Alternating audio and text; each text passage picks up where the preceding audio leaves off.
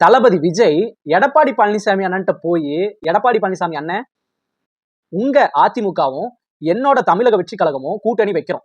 கூட்டணி வச்சு வர சட்டசபை தேர்தல்ல திமுகவை தோக்கடிக்கிறோம். ஆட்சி நம்ம கையில வந்துருமா? 5 வருஷம் ஆட்சியா?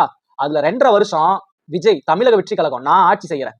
அடுத்த 2.5 வருஷம் அதிமுக நீங்க ஆட்சி செய்யுங்க அப்படின்னு சொல்லியிருக்காரு. அதிமுக அதெல்லாம் முடியாது, 5 வருஷம் ஆட்சியும் நாங்க தான் பண்ணுவோம் அப்படின்னு தமிழக வெற்றி கழகத்தை ஓரம் தள்ளி இருக்காரு எடப்பாடி பழனிசாமி. அதுக்கப்புறம் எடப்பாடி பழனிசாமி பிஜேபி கிட்ட போய் பேசியிருக்காரு.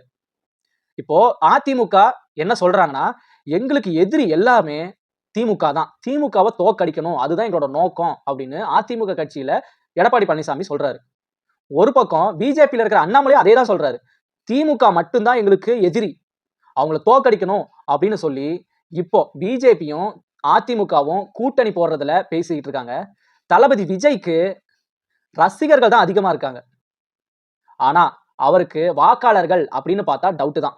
ஓட்டு போடுவாங்களா என்னன்னு விஜய்க்கு தெரியாது. இருந்தாலும் ஒரு 10% நம்ம தமிழ்நாட்டுல ஓட்டு வாங்குறதுக்கு விஜய்க்கு சான்ஸ் இருக்கு அப்படின்னு கருத்து கணிப்பு சொல்லுது.